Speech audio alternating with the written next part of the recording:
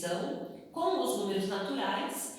Agora nós vamos aprender a fazer as operações com frações. E vamos iniciar com adição e subtração, porque elas são, uma é o contrário da outra, mas a forma de se realizar é a mesma. Por isso que nós vamos aprender hoje adição, subtração, quando temos denominador igual, quando as frações possuem o mesmo denominador, que é um caso diferente de quando os denominadores são diferentes. Então, primeiro nós vamos aprender dessa forma. Nessa primeira aula eu vou falar sobre adição e na segunda aula de hoje vamos falar sobre subtração. Para deixar separadinho, para você entender a adição e entender a subtração, você já sabe qual vídeo olhar, tá bom? Eu vou mostrar com exemplos aí do computador, né? Vou mostrar com desenhos para ficar melhor para vocês visualizarem, porque aqui no quadro vai ser um pouquinho complicado. E já a gente volta aqui para a nossa sala de aula, ok? Então, vamos lá, pessoal? Agora eu vou falar sobre soma de frações com denominadores iguais, né? Como eu falei para vocês, vamos fazer separados os vídeos para melhor compreensão. Olha que bonitinho, tem até o pi aqui do lado. Então, observe a situação. Essa aqui é uma questão que eu peguei do banco de questões do IFPE, que é o Instituto Federal de Pernambuco, que caiu em alguma prova deles em 2016. É aquilo que eu sempre falo para vocês. Não pode copiar algo da internet sem dar os créditos, sem falar de onde tirou, se você não modificou nada, né? Porque senão é plágio. Então, aqui eu tenho de onde eu peguei essa questão, ok? O professor de matemática passou uma lista de exercícios para que os alunos da turma de eletrotécnica respondessem em duplas e entregassem uma semana depois. Cleiton e Bruno decidiram separar algumas questões para que fizessem separados e depois juntariam as respostas para que ganhassem tempo na resolução. Então, isso é muito comum, né? Tem um trabalho em dupla com algumas questões e o que eles fizeram?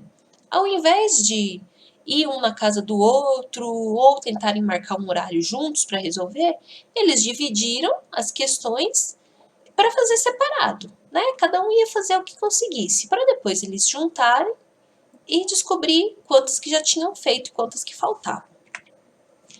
3 dias depois, Cleiton conseguiu responder a 18/60 das questões. Bruno conseguiu resolver 12/60 das questões. Isso quer dizer o quê?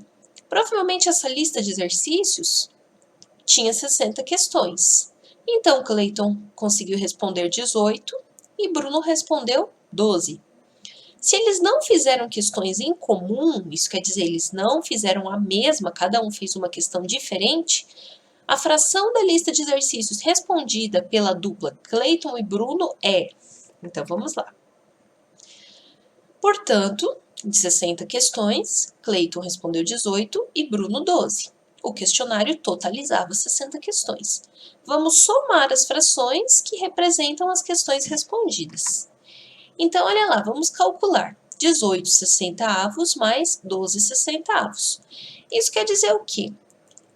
A prova, essas questões, esse questionário que eles responderam, tinha 60 questões. Independente se cada um respondeu um pedacinho, ele continuou tendo 60 questões.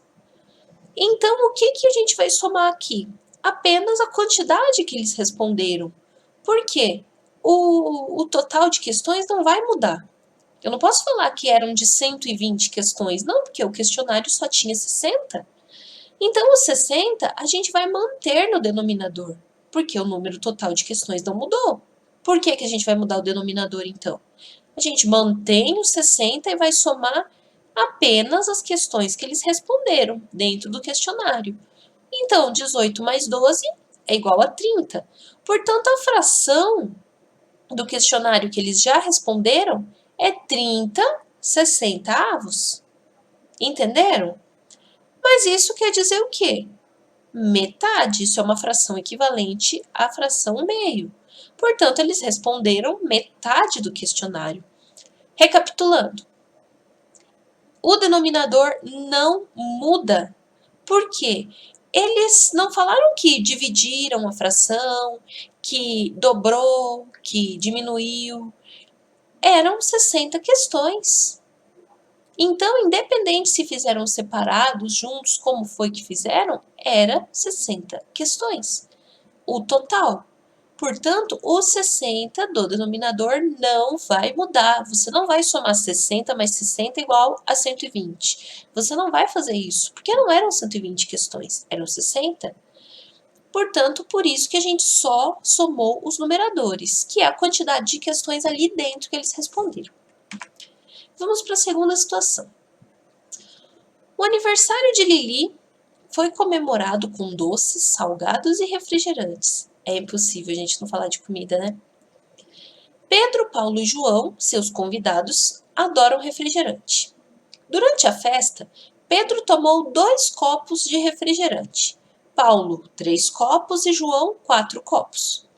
Se em cada garrafa de 2 litros cabem exatamente 10 copos de refrigerante, qual a fração que representa o total consumido pelos 3 meninos durante a festa? Ah, você pode falar, é só somar a quantidade de copo, mas a questão te pede a fração que representa. Portanto, nós vamos montar com frações. Então, uma garrafa de refrigerante equivale a 10 copos. 10 copos, assim, de uma certa medida, né? Se é 2 litros, então são copos de 200 ml. Não vai pegar aqueles copos lá de meio litro e querer tomar 10 com uma garrafa de refrigerante, só se a gente encher de água, né? Enfim, não vou dar ideia.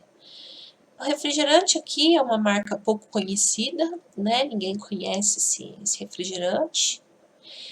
E aqui 10 copos, né? Só para representar a quantia, que essa garrafa consegue encher esses 10 copos aqui. É claro que também numa festa de aniversário não vão ser esses copos bonitos de vidro, né? Vão ser copos descartáveis, até pelo risco das crianças quebrarem. Mas isso é o de menos, tá? Vamos focar aqui nas frações. Então, desses 10 copos, 4 copos foi o João que tomou. 4 copos de quantos? De 10. 3 copos o Paulo, mais 3 copos de quantos? De 10 copos. E 2 copos o Pedro, 2 copos de 10 copos, que era o total. Então, vamos calcular.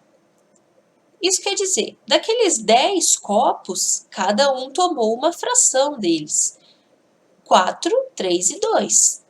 Mas os copos não se multiplicaram, eram 10 copos. Portanto, a gente não muda o denominador. Vamos apenas somar a quantia de copos que eles tomaram. 4 mais 3 mais 2, que é 9. Então, qual a fração de refrigerante que eles já tomaram daquela garrafa? 9 décimos. Tudo bem? Portanto, na soma de frações com denominadores iguais, vamos sempre manter o denominador sempre quando eles são iguais e somar apenas os numeradores. Hashtag fica a dica. Ok, pessoal? Então, no nosso próximo vídeo, nós vamos aprender sobre a subtração, que também não muda muito, mas vou explicar por aqui para facilitar um pouquinho a vida de vocês. Tá bom? Então, obrigada por ter assistido essa aula até este exato momento e até nosso próximo vídeo.